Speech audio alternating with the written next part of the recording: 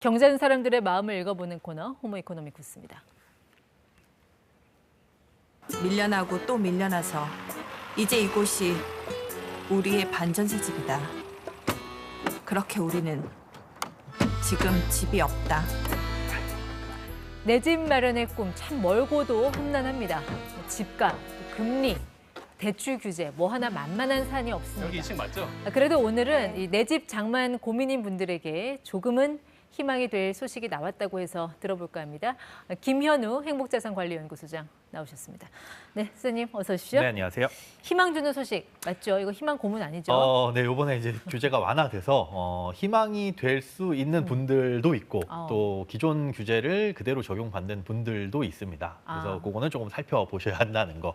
예. 그러면 희망을 가져도 되는 분들은 어떤 사람들입니까? 일단 생애 최초로 주택을 구입하시는 분들에 대해서는 그 대출 규제가 굉장히 많이 완화가 돼요. 네. 그 LTV라고 하죠. 우리가 집값 대비해서 얼마까지 대출을 받을 수 있느냐. 이게 생애 최초로 주택을 구입하시는 분들에 대해서는 80%까지, 집값의 80%까지 대출을 받을 수 있는데 네. 기존 같은 경우에는 지금까지는 뭐 투기 지역이냐, 투기 과열 지역이냐, 뭐 규제 지역에 따라 가지고 원래는 40에서 50%. 네. 그런데 거기에 서민 실수요자 요건에 해당되면 10에서 20%포인트를 더해서 50에서 70%까지 대출이 되는 거였습니다. 네. 그런데 지금은 그런 거 상관없이 생애 최초로 집 사신다 그러면 어떤 지역이든지 간에 최대 80%까지 대출을 해준다는 게 달라진 거고요. 그리고 기존에는 저렇게 LTV 비율은 높지만 네. 대출되는 금액이 총 4억 원까지만 됐었는데 예. 이제는 80% 6억 원까지 가능하게끔 그 금액도 늘어났습니다. 그러니까 대출 비율도 높아지고 절대적인 한도도 높아졌다. 그렇습니다. 3분기라고 하는 거는 이게 뭐 7월 1일부터 시행된다고 보면 되나요? 원래 3분기의 시작은 7월 1일이지만 사실 네. 날짜가 지금 확정되지는 않았어요. 그래서 뭐 관련 법이 시행령이 개정돼야 되기 때문에 네. 그 이후에 뭐 7월 중순에는 될 것 같습니다. 근데 지금까지는 LTV 내줄 때 그 네. 사람의 뭐 소득, 예. 그렇죠? 어디 사는지 지역, 네네. 뭐 집값 굉장히 깐깐하게 따졌잖아요. 그렇습니다. 이번엔 이제 그런 거 안 따진다. 예, 지금까지는 뭐 그런 것들 다 따지고 서민 실수요자 요건도 소득 이런 것들도 다 충족을 해야 되는데 이제는 생애 최초라고 한다면은 네. 소득 제한 없이 다 해당이 됩니다. 그런데 그 말씀하신 그 생애 최초라는 게 예. 어떤 사람이 생애 최초가 되는 거예요? 쉽게 얘기해서 진짜 한 번도 내 명의로 집을 가져보지 않은 분들로 구성된 세대여야 돼요. 네. 만약에 부부다라고 한다면 부부는 따로 살고 따로 세대를 구성하더라도 한 세대로 보고요. 그리고 살면서 단 한 번이라도 1%라도 지분을 갖고 있었으면 그것도 안 됩니다. 예를 들어서 우리가 공동 명의로 집을 갖고 있다가 네. 이 집을 파는 경우 그리고 이혼을 했다라고 하더라도 내 명의는 아니었어요 할 수는 없는 거거든요. 그런 경우에도 생애 최초에 해당은 안 된다는 걸 알고 계셔야 될 것 같고요. 네. 뭐 소형 주택이나 이런 것들도 다 주택에 해당돼서 생애 최초에는 해당이 안 됩니다. 쉽게 말해서 등기부 등본상의 소유주로서 이름이 단 한 번도 올라간 적이 그렇습니다. 없는 사람 그런 네. 분이 이제 생애 최초인 것 같네요. 네, 맞습니다. 만약에 분양권 샀다가 전매한 경우 이런 경우는 주택에도 분양권과 입주권 다 포함이 됩니다. 그러니까 분양권 샀다가 전매하신 분들 혹은 재개발 재건축되는데 입주권 네. 가지셨다가 판 분들도 생애 최초에는 해당이 안 될 당연히 안 이제 됩니다. 소유하고 있다가 처분하고 지금 무주택자인 사람들 당연히 안 되는 거죠. 그렇습니다. 그런 분들도 당연히 안 됩니다. 우리 왜 보금자리론, 예. 적격 대출 이렇게 이제 30년 장기 고정금리 네네. 좀 저렴한 그런 대출 상품도 있잖아요. 그렇습니다. 여기도 이 LTV 이거 개선되는 게 적용이 됩니까? 예, 정책 대출도 모두 적용되고요. 은행에서 그냥 우리가 일반적으로 받는 대출까지도 다 적용이 됩니다.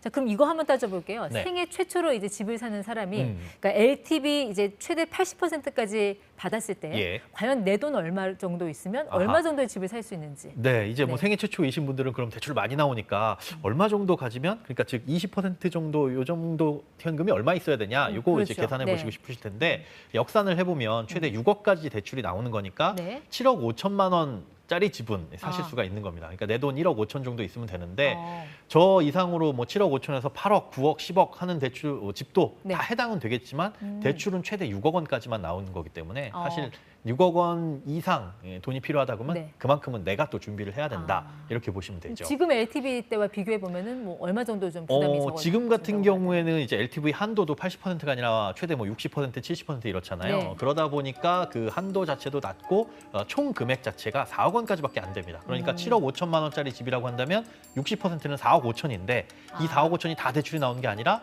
4억 원까지만 그렇죠. 대출이 나오는 네. 거고요.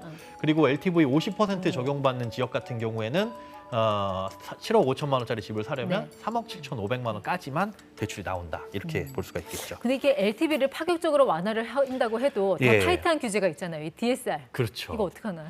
이게 소득 대비해서 일정 부분까지만 대출을 해주는 건데 사실 이 DSR 때문에 이 대출이 안 나오는 경우가 있을 수 있습니다. 네. 이거는 이제 내 연소득이 얼마냐 그리고 모든 그러니까 주택담보대출뿐만 아니라 네. 다른 각종 대출의 원금과 이자 연간 갚는 원리금의 합이 얼마냐 이 비율을 따지는 게 DSR인데 번만큼 내주겠다는 거죠? 그렇습니다. 대출도. 그런데 버는 돈만큼 100%다 주는 게 아니라 버는 돈 대비해서 40%만 해줍니다. 그러니까 DSR 규제 40%라고 한다면은 이 대출을 우리가 6억까지 최대 받을 수 있다고 네. 말씀드렸잖아요.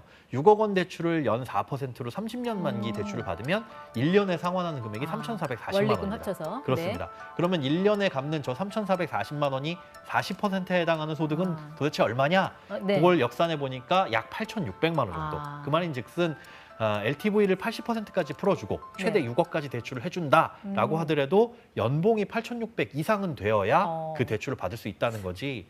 연봉이 이 밑이라고 한다면은 6억까지 네. 대출이 나오지 않을 수 또 있습니다. 20, 30대 청년층이 저 연봉 8,600만 원 이상 되기 이거 쉽지 않을 텐데요. 사실 그렇죠. 그러다 보니까 청년층 같은 경우에는 뭐 장래 네. 더 나이가 들수록 뭐 진급하고 소득이 늘어날 수 있잖아요. 그래서 장래 소득도 인정을 해주기도 하고요. 그래서 이런 부분들은 뭐 나이에 따라서는 조금 더 실제 연봉보다는 대출이 더 나올 수 있다라고 볼 수가 그 있습니다. 나이에 따라서 어떻게 달라지는데요? 뭐 자세하게 말씀을 드리자면은 이게 구간이 5세 단위로 끊어져 있어요. 예. 그러니까 20살에서 뭐 24살, 뭐 그다음에 25에서 29살 이런 식으로 끊어져 있는데 연봉이 한 3천만 원 정도라고 예를 들었을 때 24세 이하인 경우에는 50%를 더해서 네. 뭐 4,500만 원까지, 뭐 29살은 30% 이런 식으로 늘어나기는 하는데 실수요자라고 할 수 있는 40세 정도가 되면 사실은 장래 인정소득을 그래요? 더 보는 건 주로 없습니다. 40세 때부터 이게 내 집 마련하는데 그렇죠. 나이가 어릴 때 집 사는 경우 아니면 별 소용 없는 것 같네요. 이 경우에는 이제 소득을 늘릴 수는 없으니까요. 만기를 연장하는 방법이 있습니다. 아까 이 DSR이라고 한다면 핵심이 1년 동안 연간 갚는 원리금의 총 합이잖아요. 그렇죠. 예. 그래서 갚는 기간을 늘리게 되면 1년 동안 갚는 금액이 좀 낮아지겠죠. 그러니까 네. 우리가 예를 들어서 3개월 할부를 했을 때 한 달에 갚는 것과 6개월 할부를 했을 때 갚는 금액이 다른 것처럼 이렇게 만기를 연장하게 되면 조금 네. DSR을 넉넉하게 적용을 받을 수가 있습니다. 그렇게 대출 규제를 완화를 해준다고 하더라도 지금 네. 금리가 워낙 올라 있어서 이게 어떻게 보면 은행한테 비싼 월세 내는 꼴이잖아요. 예, 이게 그렇죠. 뭐 6억 원의 대출을 최대한도로 받는다고 해도 지금 한 이자 한 4%대. 네네. 이거 감당할 수 있는 사람이 이렇게 많지 않을 것 같은데. 그래서 대출을 받으실 때 이게 얼마나 부담이 되느냐는 한번 시뮬레이션을 해보셔야 될 것 같아요. 뭐 기존과 따져봤을 때는 굉장히 달라집니다. 네. 주택 가격 6억 원이라고 가정했을 때 대출을 만약에 4억 8천만 원 30년 만기로 받았다라고 한다면 작년 6월 같은 때만 하더라도 금리가 꽤 낮았었죠. 한 2.7%. 그래서 한 달에 갚는 금액이 194만 원, 200만 원이 채 안 됐는데 네. 지금 같은 경우에 변동금리 최상단 금리가 한 5%를 넘고 있어요. 이렇게 대출을 받게 되면 한 달에 263만 원을 내야 되니까 변동금리로 대출을 받으실 분들은 우리 가구의 그러네요. 소득이 얼마인지 이런 걸 따져 보셔가지고 꼼꼼하게 좀 계산을 해보셔야 됩니다. 이게 월급 절반의 빚 갚는데 써야 된다는 얘기인데 아무튼 네. 대출 한도가 늘어났다고 하더라도 결론은 내가 정말 갚을 수 있는지 그렇죠. 그 상환 능력까지 감안을 해서 맞습니다. 대출을 받아야 된다는 얘기네요. 예, 그런 것들을 꼼꼼히 따져 보셔야 됩니다. 네, 호모이코노미코스 김현우 소장 함께했습니다. 고맙습니다. 네, 고맙습니다.